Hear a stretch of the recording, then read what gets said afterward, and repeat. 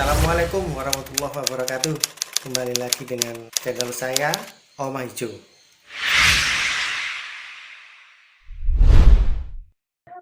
Baik, berjumpa kembali dengan Oma Hijau Channel. Sekarang kita atau kami sedang berada di Inggris.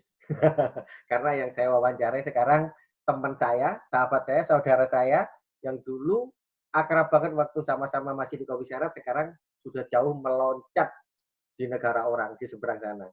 Nah, yang ingin saya tanyakan ini nanti perjalanan.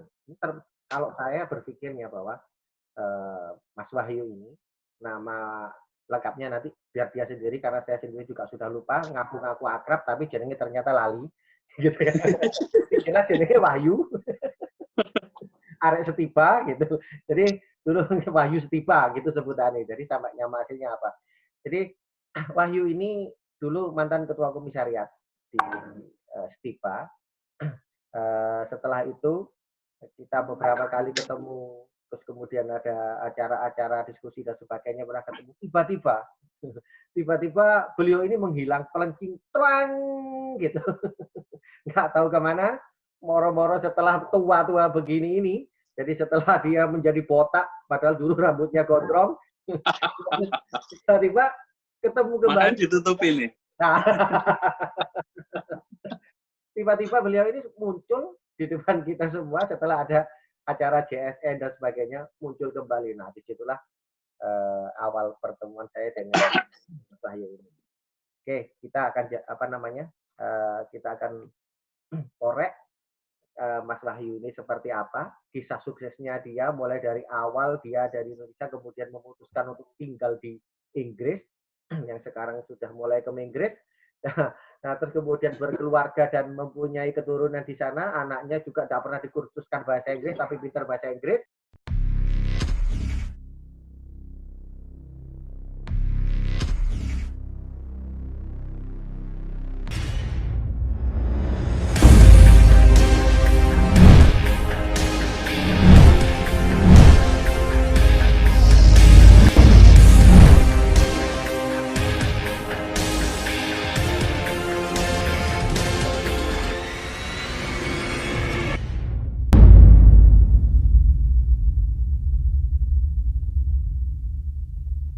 Oke, Om, pertanyaanku pertama, tolong ceritakan setelah pasca komisariat, tapi sebelumnya nama lengkapmu siapa sih? Wahyu Hansudi. Wahyu Hansudi, oke, wis eling aku ya. Tolong ceritakan pasca di komisariat, pasca bertemu dengan saya dulu, kok tiba-tiba ente ini moro-moro langsung ngeplas kemana? Tolong ceritakan perjalanan awal-awal. Wah, lumayan panjang sebenarnya. Waktu pasca komisariat itu sebenarnya sempat ke ini juga, sempat ke cabang juga gitu kan. Tapi nggak lama, karena waktu itu kan cuma jadi pengurus cabang 6 bulan terakhir kan, karena ganti atau gantikan reshuffle-an gitu kan. Nah, waktu itu kalau nggak salah di PTKP ya, ambek Junaidi dari Unmer. Nggak salah ingat kan. Waktu ketua cabangnya Sidra ya. Waktu itu. Tapi ya itulah perjalanan panjang. Jadi setelah lulus tuh kebetulan ada teman yang ngajakin gitu kan. Jadi kebetulan ada jalan untuk merantau gitu kan. Terus akhirnya ya tanpa pikir panjang karena waktu itu juga Pak Jane sih juga beberapa kali kerja di perusahaan swasta gitu kan di Indonesia. Cuma karena nggak betah dengan kondisi atau situasinya ya akhirnya memutuskan untuk merantau aja karena ada ajakan teman itu kan. Nah kebetulan waktu itu di swasta saya juga di project gitu kan. Jadi di project ditaruh di logistik. Nah di logistik ini ternyata isinya ini kudu tawuran sama vendor-vendor. Pancet aja. Ya, pancet ya biasa lah masalah yang seperti itu gitu kan. Jadi ya karena nggak ini juga nggak merasa nggak sesuai terus ketika ada temen yang ngajak untuk merantau ya akhirnya mutusin untuk merantau gitu kan. Langsung keplas ke luar negeri gitu ya. Itu langsung ke Inggris apa ke mana dulu? Enggak, langsung ke sini, langsung ke Inggris gitu kan. Tepatnya Jadi, di kota mana sih? di London, Bos. Di London ya? Dan, di London. Ha. Jadi memutuskan untuk ya udah langsung aja. Karena ada jalan, jadi diajakin sama temen, ya wes lah ke sini gitu kan. Dicoba gitu kan. Pokoknya kalah menang, yang penting dicacak dhisik gitu kan. Kalah cacak gitu ya. Istri orang mana bro? Istri orang Indonesia apa wong kono? Oh, istri orang Indonesia lah. Istri kan kok hati. Kok yang ada di hati.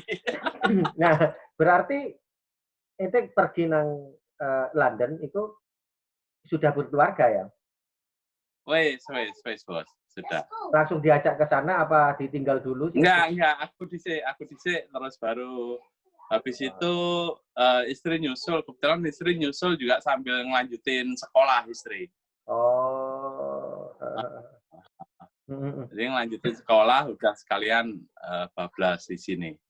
Sekarang ente sibuk di bagian apa sih? Di wira swasta, apa bekerja sebagai karyawan di perusahaan di sana? Aku di wira swasta, Bos. Sekarang kerja sendiri. Jadi sebenarnya sebelum pandemi, sebelum corona itu ya sampai sekarang masih sih, cuma sekarang masih vakum dulu. Karena kebetulan kan usaha ini kan di bidang hospitality. Jadi aku kebetulan di bidang ini, Bos, pariwisata. Jadi handle tamu-tamu dari Indonesia yang ke sini. Dan untuk urusan sekolah, nyari sekolah, urusan urusan dinas gitu kan. Terus kemudian urusan bisnis meeting atau cuma sekedar plesir, nonton bola gitu kan, nonton badminton. Nah, saya kebetulan ngurusin ngurusin tamu-tamu Indonesia yang datang ke sini lah gitu kan. Awal-awal di kono itu adaptasimu gimana dengan orang-orang sana? Ya mungkin karena waktu itu, halo, nah ini anak kucing baru tuh. Halo. Jadi pemain bola ya. Jadi pemain bola nanti. Arema ya, kau sih. Oh, keren. Ya PFA ya udah sana dulu, benar. Iya sama Bunda, oke. Ya mungkin karena waktu itu apa jenenge TKT itu lebih besar ya, tekadnya itu lebih besar daripada kondisi apapun yang di sini. Jadi apapun ya dihadapi. Alhamdulillah sih nggak ada persoalan gitu kan.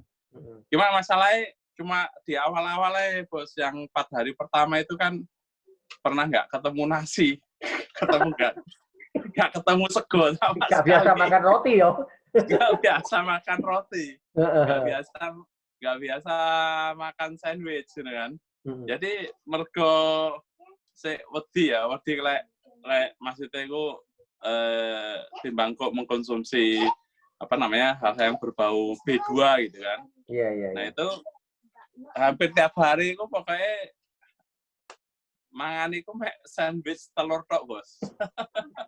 Jadi, kalau soal budaya, terus kesopanan, bagaimana cara kita bicara pada yang lebih tua, terus kepada teman sebaya itu nggak ada masalah ya gitu ya? Ya kita ngamati sih. Jadi kita ngamati dulu. Jadi di awal tuh kita ngamati gimana cara orang sini berkomunikasi dan segala macam. Ya meskipun waktu itu ya sih rada plegak-pleguk lah gitu lah bahasa Inggrisnya. Tapi ya alhamdulillah artinya seiring dengan berjalannya waktu itu bisa beradaptasi. Gitu. Memang waktu itu sih cuma cuaca aja yang mungkin agak berat. Karena pada saat itu pas datang di sini pas musim dingin gitu kan. Wah, sampai berapa derajat itu? Adem, Bos. Jadi waktu itu tuh waktu datang tuh pertama kali itu bisa sampai di bawah 10 derajat lah. Yuh. Nah, jadi waktu itu cuma itu aja sih. Tapi alhamdulillah sih nggak ada persoalan. Jadi setelah 2 minggu 3 minggu akhirnya bisa adaptasi dengan sendirinya. Nah, ini kan ente saiki ada di sana gitu kan. Kira-kira kalau menurut ente itu ada nggak teman-teman dari Indonesia sini yang biasa diajak kerjasama apa urusan ekspor impor sebagainya itu yang kira-kira bisa ditangkap dari ente di sana itu bisa nggak kira-kira?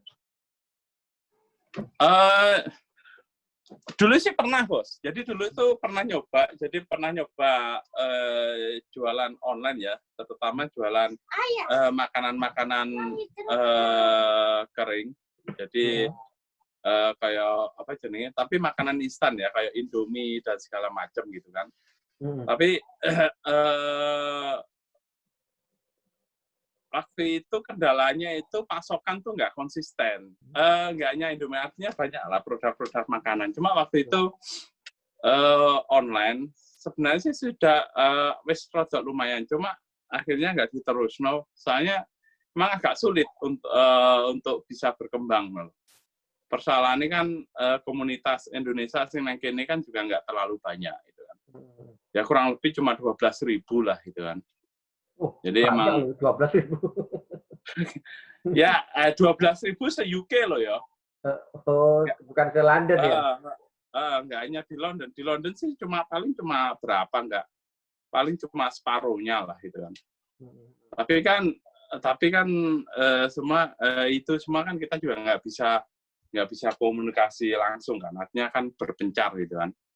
Nah, terus ya udahlah akhirnya, dan juga karena pasokan dari Indonesia juga waktu itu juga nggak terlalu lancar. Jadi konsistensinya itu lebih rodo angel lah gitu kan. Kalau yang dari sana dikirim ke sini pernah? Belum juga, Bos. Belum juga. Belum. Jadi belum pernah nyoba. Jadi memang terus akhirnya aku memutuskan di jasa hospitality ya. Jadi di pariwisata, di bidang pariwisata itu kan. Sebenarnya sih itu berangkat dari dulu aku sebelumnya pernah kerja di perusahaan logistik, jadi kayak pernah di TNT, terus kemudian dulu juga pernah, TNT kan agak global, perusahaannya kan perusahaan global, terus kemudian juga di perusahaan logistik yang lebih kecil, regional, namanya jenenge UK Mail juga pernah di sana. Jadi total di perusahaan logistik itu 6 tahun. Nah, karena aku ngerti pernah kerja di perusahaan logistik dan memahami wilayah gitu kan, terus akhirnya pas day off, jadi setiap weekend gitu kan, itu sering dijali tolong sama teman-teman gitu kan. Jadi teman-teman yang sekolah di sini atau yang mukim di sini, yang saudaranya kebetulan lagi berkunjung di sini, minta tolong untuk diantar-anterin gitu kan, untuk keliling ke beberapa daerah atau beberapa kota-kota di sini, tempat-tempat wisata itu kan. Waktu itu terus terang karena aku masih kerja full time ikut perusahaan, jadi ya istilahnya nulung lah, cuma nolongin aja gitu. Jadi nggak tak kenai biaya dan segala macam. Nggak dikomersilkan lah. Tapi lah nggak dikomersilkan. Mereka cuma ngomong ya ini aja lah untuk ganti bensin sama biaya sewa mobil, karena kan aku kan harus sewa mobil gitu kan. Iya. Tapi bensin ya mereka bensinin sendiri juga gitu kan. Tapi lama-lama yang minta itu akeh gitu loh, banyak. Lama-lama yang minta tolong tuh banyak, terus akhirnya kepikiran, wah ini sebenarnya kalau di bisnisnya lumayan juga gitu kan. Nah dari situlah awalnya, terus akhirnya aku memutuskan. Sebenarnya sih nggak berhenti. Jadi ada jeda waktu pas gaduk perusahaan itu pada saat weekend, dengan aku ini part time gitu loh. Jadi pada saat weekend kalau pas ada tamu ya udah tak handle gitu kan. Tapi itu wis mulai tak komersilkan gitu loh. Udah dimulai dikomersilkan gitu kan. Nah, ketika semuanya itu lancar dan awalnya itu pada saat nangani tim Olimpiade Indonesia yang kesini gitu kan. Tahun 2012 gitu kan. Nah, tim Olimpiade Indonesia di sini, nah kebetulan aku diminta untuk inilah provide beberapa kendaraan untuk mereka gitu kan. Nah dari situ terus aku akhirnya, karena kan Olimpiade ini kan lama gitu kan, terus aku memutuskan untuk resign ke perusahaan, terus mulai menekuni dunia itu gitu loh Bos. Berarti memang butuh utak-utak kayak ente gitu ya. Ya. Jadi utaknya harus memang main gitu. Hasil didikan komisariat lah, kreatif. Iya betul juga itu kan. Nah, itu tadi ente sempat nyinggung bahwa ngambil barang dari Indonesia untuk di sana, kemudian tapi gini, bisa nggak misalnya dari Inggris untuk dikirim ke Indonesia gitu? Ada kemungkinan nggak misalnya ada yang ngajak kerjasama gitu, bisa nggak? Ya bisa aja Bos, semua bisa dikondisikan gitu kan. Jadi semua bisa dikondisikan tergantung barang apa yang mau dikirim gitu kan. Tapi subut nggak sama biaya masuk dan sebagainya kira-kira? Nah ya itu kan yang mesti dihitung kan. Yang mesti dihitung. Jadi misalkan harga market di Indonesia itu berapa, terus biaya di sini berapa, terus biaya pengiriman, kemudian pengeluaran di sana dan lain-lain itu kan kalau dihitung selama masih ada margin kan kenapa enggak kan gitu aja prinsipnya. Soalnya aku kemarin lihat di YouTube ente bahwa ente itu wakil banget kulaan sepeda Brompton nggak salah ya. Nah itu mau dijual kemana itu? Brompton, kalau kita Brompton itu ya, terutama yang tipe-tipe yang agak sulit gitu kan, itu kita jual di online sini aja lumayan Bos. Soalnya aku lihat viewernya itu melebihi 3.000 gitu kan. Pakai banget gitu ya. Itu ya, orang Indonesia. Itu ya, apa namanya? Kan ternyata banyak yang tertarik gitu loh dengan sepeda itu. Bahkan konco-koncoku yang nonton di sini gitu. Sampai ngomong, bisa nggak kira-kira apa jenenge ngirim gawe aku di Malang. Sampai seperti itu saya dapat kiriman titipan gitu ya. Nanti tak tanyakan gitu. Aku lagi mau ngobrol gitu. Ya, bisa kan dengan biaya masuknya misalkan bisa dihitung dan sebagainya nggak terlalu jemplang kan bisa saja dilakukan gitu loh. Wah, tapi kalau angel ya memang ya.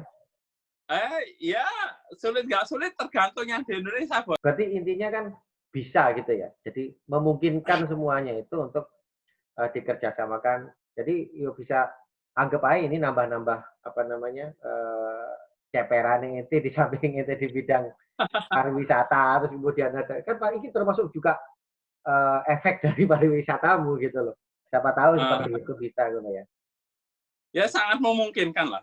Selama di Indonesia dihitung masih bisa masuk, termasuk biaya masuknya juga masih memungkinkan dan segala macam ya kenapa tidak kan gitu aja. Dan tentunya nggak cuma sepeda, pasti banyak lain produk-produk Inggris yang misalkan kayak apa yang bisa digemari oleh teman-teman kita di sini, menjadikan ini adalah sebuah bisnis yang mau saling menguntungkan gitu kan bisa ya, bisa siap ya, intinya begitu ya. Siap ya. Siap. Teman-teman yang ya selama ada permintaan ya insya Allah kan kalau semuanya itu dihitung masuk dan memungkinkan insya Allah sih nggak ada sesuatu yang mustahil. Nggak ada sesuatu yang mustahil ya. Waktu ente impor dari Indonesia yang seperti yang disebutkan tadi itu subut nggak kira-kira sama di sana harganya?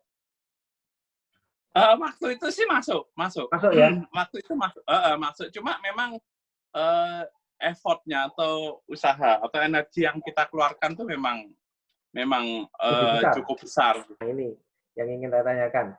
Jadi selama ini ente impor dari Indonesia ke sana, belum apa namanya, belum mengekspor dari Inggris ke sini. Berarti ada yang janggal ini pikiranku.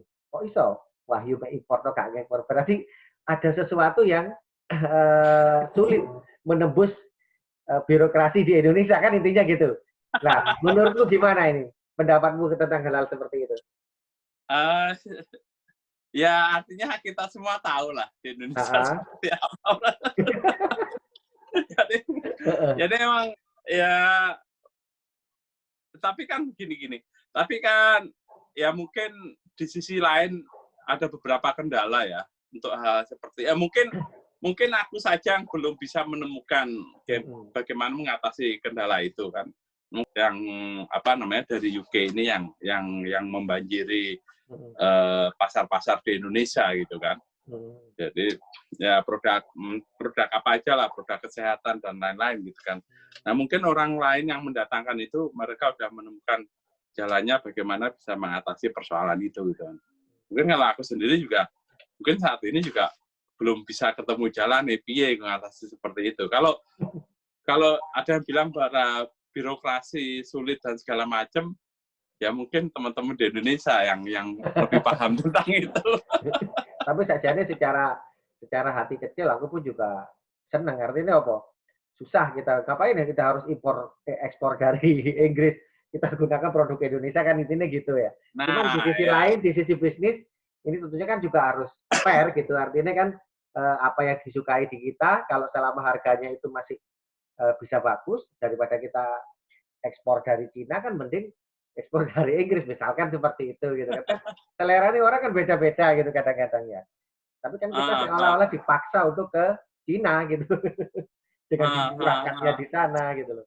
Ya Boy gitu. Ya emang ya bisa aja, maksudnya kan bisa aja hal seperti itu terjadi gitu kan. Artinya ya kalau memang banyak barang yang memang produksi di sini diperlukan di Indonesia, kenapa enggak kan gitu kan. Ya artinya kan semua tergantung market lah. Isinya kan prinsip ekonomi itu kan berjalan kan.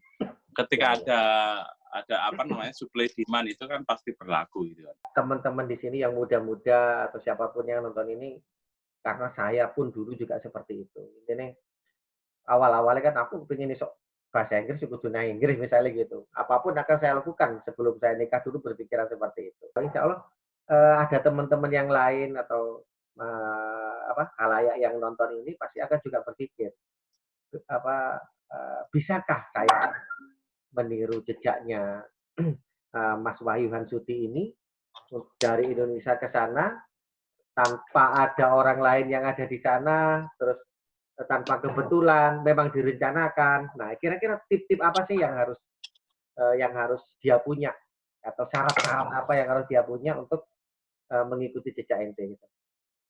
Kalau ya mungkin beda zaman, beda generasi, pasti juga beda keadaan gitu kan ya.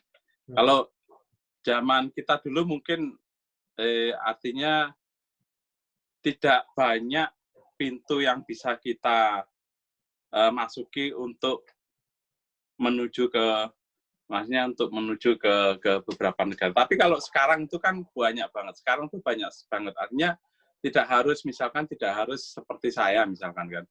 Kalau teman-teman yang memang concern di dunia akademis misalnya, sekarang itu kan banyak program-program beasiswa yang nggak karu-karuan lah gitu kan. Jumlahnya itu berpuluh-puluh kali lipat lebih banyak daripada zaman kita itu kan. Jadi itu juga bisa dimanfaatkan. Tapi kalau memang mau yang ini, artinya kan di luar negeri ini orang itu sebenarnya lebih fair, Bos. Jadi gini, kalau kita memiliki kemampuan gitu kan, ya di samping kalau bahasa kan secara otomatis gitu kan. Memang kalau kita memiliki kemampuan yang bagus, apalagi sekarang itu kan dunia itu kan begitu terbuka gitu kan. Border itu, batas negara itu hampir nggak ada. Makanya kan banyak orang bilang bahwa kita itu sebenarnya sama paspor dan visa tok. Kita itu sekarang itu menjadi masyarakat global gitu loh. Jadi masyarakat global, apalagi dengan dunia digital yang sudah seperti ini gitu kan. Dan kerja tidak harus secara fisik berada di sini misalkan gitu kan, berada di luar negeri gitu kan. Secara fisik berada di Indonesia pun, tapi bisa mengerjakan proyek-proyek yang ada di luar negeri pun juga alatnya atau infrastrukturnya itu udah bagus banget, udah bisa, udah tertata. Karena aku ingat juga ada teman di Malang, Bos. Dia ahli di bidang digital marketing gitu kan. Dia tuh punya dan dapat proyek banyak dari luar negeri gitu loh.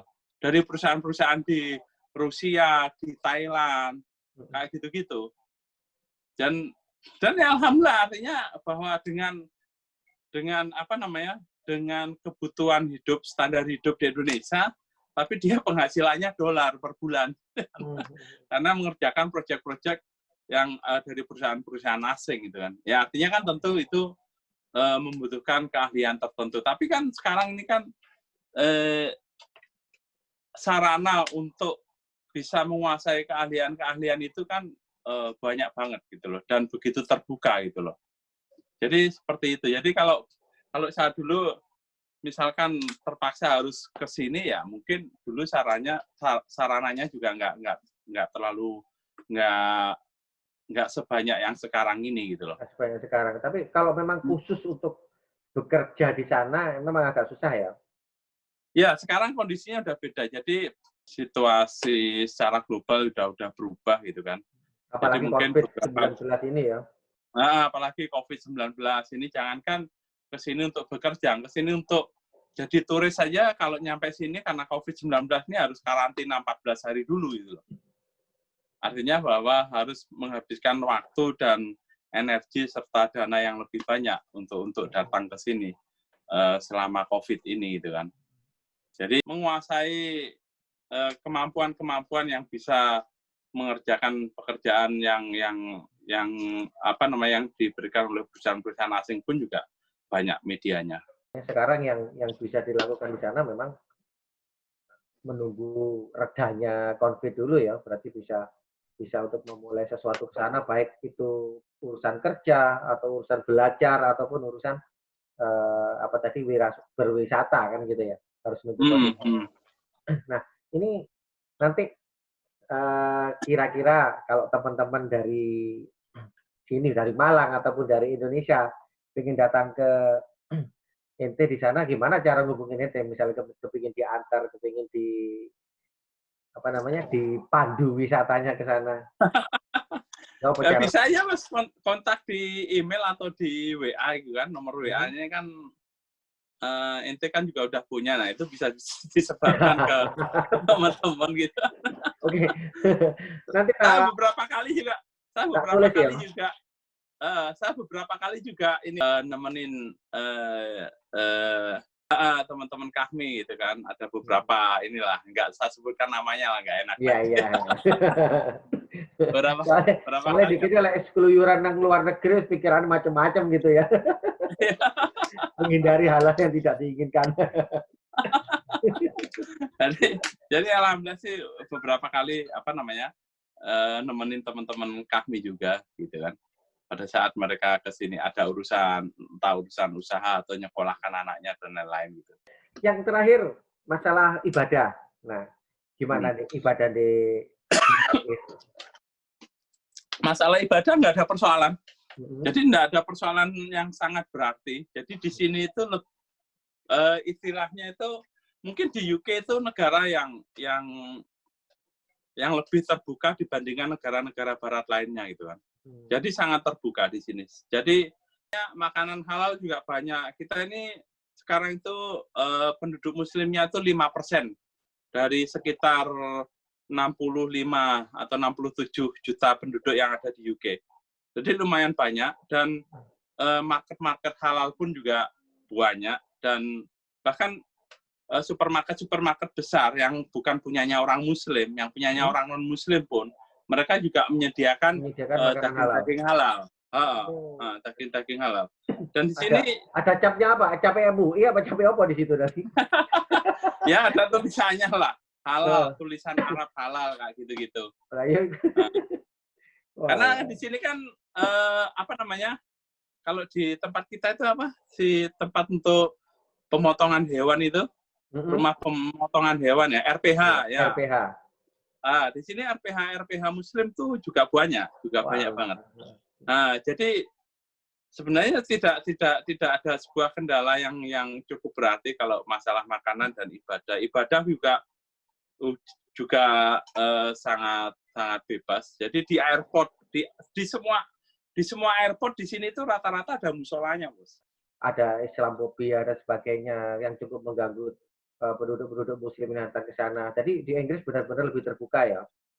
Di Inggris benar-benar lebih terbuka. Mungkin itu ada, tapi mungkin persentasenya sangat kecil banget. Kecil banget. Yang persentase tertinggi di sana pemeluk agama apa? Yang tertinggi sekarang? Iya. Yang tertinggi mungkin secara ini juga tetap Kristen atau bahkan ateis kali ya. Ateis ya, iya memang kayaknya ateis.